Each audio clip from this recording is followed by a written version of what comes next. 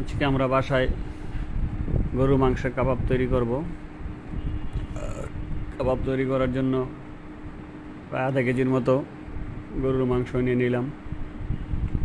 মাংসগুলোকে কেটে সুন্দর করে পাতলা করে নিচ্ছি, যাতে করে করতে সুন্দর হয়, যাতে সহজে পুড়ে যায়। এই জন্য প্রায় আধা কেজি মাংসই সুন্দর করে কেটে পাতলা করে নিচ্ছি।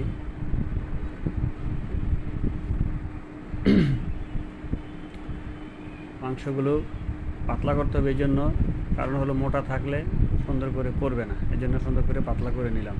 এখন মাংসগুলোকে আমি বিভিন্ন মশলা দিয়ে ম্যারিনেট করব। তার আগে পেঁয়াজ, আদা, কিছু গরম মশলা সব ব্লেন্ড করে নিলাম।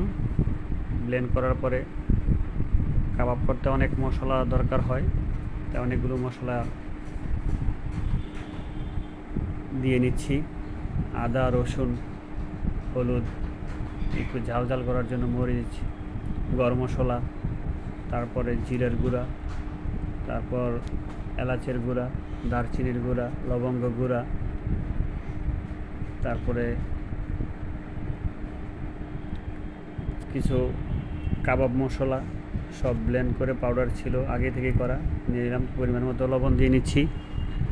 তারপরে এটা সুন্দর করে হাতে ভালো করে ম্যারিনেট করে দিলাম এবং সুন্দর করে ম্যারিনেট করে কতক্ষণ রেখে দিলাম ফ্রিজের মধ্যে নরমালে।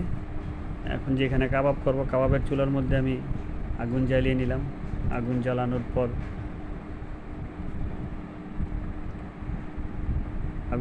পর তারপর আস্তে আস্তে করে মাংসগুলো সুন্দর করে দিয়ে নিচ্ছি। তারপর আগুন নিভে যাবে, কয়লা হয়ে যাবে। কয়লা হয়ে যাওয়ার পর এটাকে ছোটো ফ্যানের সাহায্যে বাতাস করতে হবে, যাতে করে মাংসগুলো সুন্দর করে পোড়া হয়ে যায়। তার মধ্যে মাঝে মাঝে একটু মাংসের উপরে একটু তেল, সরিষার তেল দিয়ে নিতে হয়, যাতে করে মাংসটা সুন্দর থাকে। আর যাদের সরিষার তেল